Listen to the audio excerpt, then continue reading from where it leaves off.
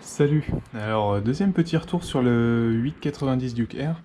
J'avais fait une première vidéo un matin en partant de chez moi, après avoir fait à peu près 120 ou 150 km au guidon de cette moto.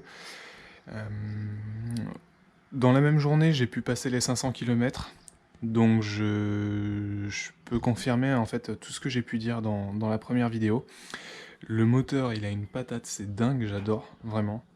J'ai pas besoin d'aller dépasser les 6000 tours minute, comme c'est demandé par le concessionnaire. Euh, T'as vraiment pas besoin, en fait. On a fait une balade avec des amis qui étaient bridés en A2.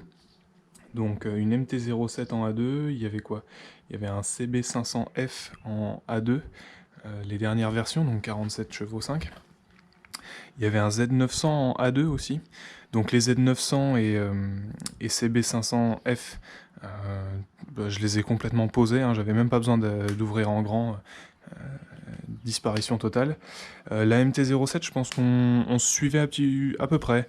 Peut-être un petit peu plus de patates à bas régime sur la MT-07. Bon, après lui, il avait les gaz en grand, même s'il était bridé, ça aide.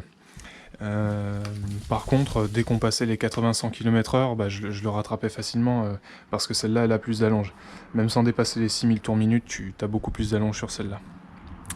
En ce qui concerne le freinage, parce que j'avais pas vraiment pu le tester sur la première vidéo, je suis vraiment surpris de la puissance que ça peut donner. J'aime beaucoup le freinage d'un 790, hein, j'avais pris les disques Power Parts, euh, au bout de quelques milliers de kilomètres, je crois, au bout de 2 ou 3000 kilomètres, j'avais fait installer des disques Power Parts. C'était un petit délire comme ça. Et, et j'aimais pas tellement le feeling, mais plus la puissance de freinage du 790. Là, sur le 890 Duke Air, t'as à la fois un très très bon mordant, un dosage qui est très simple à réaliser, et en même temps, tu as une puissance qui est encore supérieure à celle du 790, et vraiment de loin. Hein. Tu as une fourche qui va plonger alors qu'elle est quand même bien adaptée pour un roulage hard, on va dire. Les suspensions, tiens, tant qu'on en parle, génial. J'ai été surpris de devoir freiner en fait en arrivant derrière les motos en A2 qui étaient full gaz dans un virage, et moi bah, j'ai dû freiner parce que sinon j'allais me les prendre, et pourtant je roulais tranquille, quoi. J'avais pas l'impression de forcer et ça roule très fort. Après, les pneus, parce que j'en ai pas parlé hier non plus, ils te donnent l'impression d'être normaux quand tu es sur la bande de roulement. T'as une bande de roulement qui est relativement normale, plate, je vais pas dire plate, mais normale, on va dire. Et dès que tu as passé les 15-20% de la bande de roulement, d'un coup la moto elle tombe et elle te dit je suis là pour pencher, quoi. Clairement, les pneus, c'est une folie, ça grippe, je sais même pas comment décrire.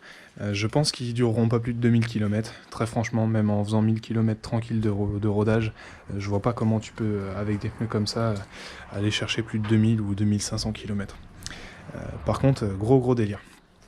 Je pense que c'est à peu près tout. J'adore cette moto sur les 500 premiers kilomètres que j'ai pu faire avec. J'ai le rendez-vous mardi pour la révision des 1000 km, donc dans 3 jours maintenant. Ça va venir vite. Et puis après, il sera temps d'ouvrir en grand, quoi.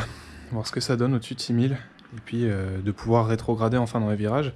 Parce que c'est vrai que ne pas pouvoir rétrograder dans les virages, c'est quelque chose d'assez compliqué mentalement parlant. Quand tu arrives dans un virage, que tu as des motos autour de toi, tu les entends bien, parce que évidemment j'ai toujours le pot d'origine vu que le SC Project n'est pas arrivé. Tu les entends autour de toi, tu sens qu'ils ont un gnac et tout. Tu as envie de rétrograder et de pousser un petit peu avec eux.